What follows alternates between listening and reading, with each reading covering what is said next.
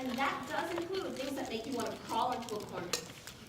Because as humans, we will always have something that nags at us. We will always have something that is trying to tear us down. And by ignoring it, it does not go away.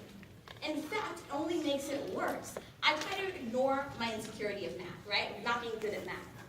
I tried to pretend last summer that it wasn't real, that I'm actually awesome, I'm a math magician, I'm fine. But when I started school back up this year, it sucked. I could not remember anything, any of the basic math skills that a person could do. I couldn't remember.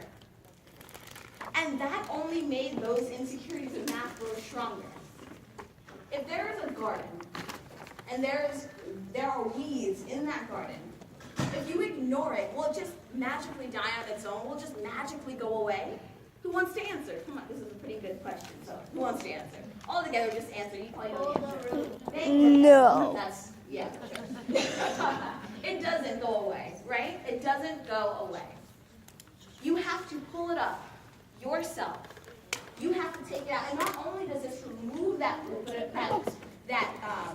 weed, but it also makes room for things that can actually make the garden better.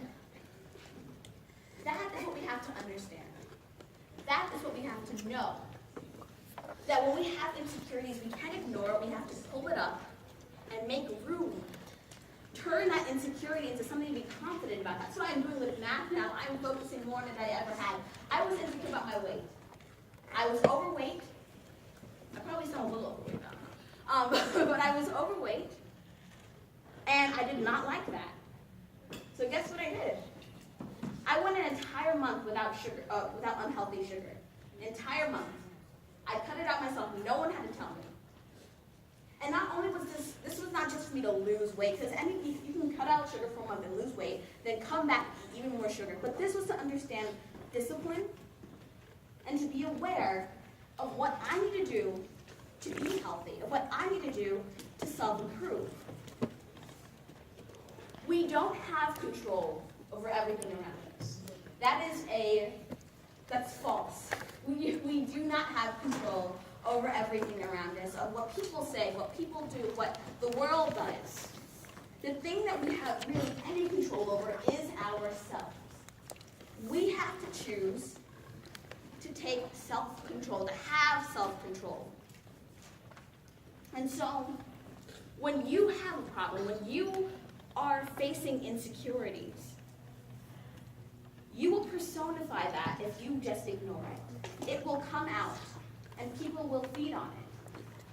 When I was in middle school, I started middle school in sixth grade. I had my business, and I did not want anybody to know about my business. I didn't want anybody to know because I didn't want anybody to bully me. Didn't want anybody to say that I would fail, and I didn't want anybody to say anything. So I ignored them, or I just ignored it. I ignored this idea of me being a business. It just wouldn't be normal. Just find good friends, and yes, it's important to find good friends. But because I ignored this, a few months later, Fox 5 came to my school, and they interviewed me during class hours. They evacuated classrooms just so they could do an interview. And yes, for most people, this will probably be like really exciting, right? I'm going to be popular. Everybody's going to want to know my name. Everybody's going to want to talk to me. But yeah, sure, that happened, but it was all fake.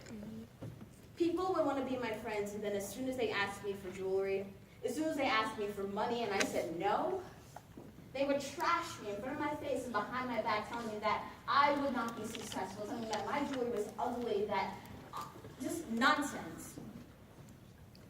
And there was a point where, it did get to me, and I was confused as to why they were doing this, as to why it actually hurt. And that's when I realized that it didn't matter.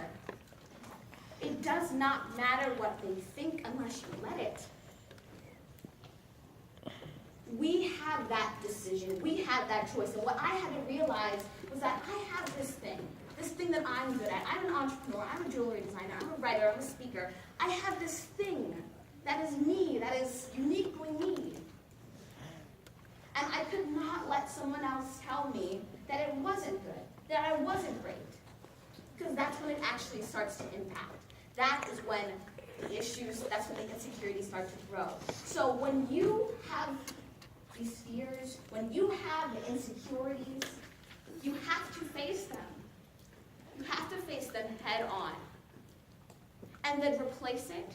Take it away and replace it with people, with things that will help you to grow.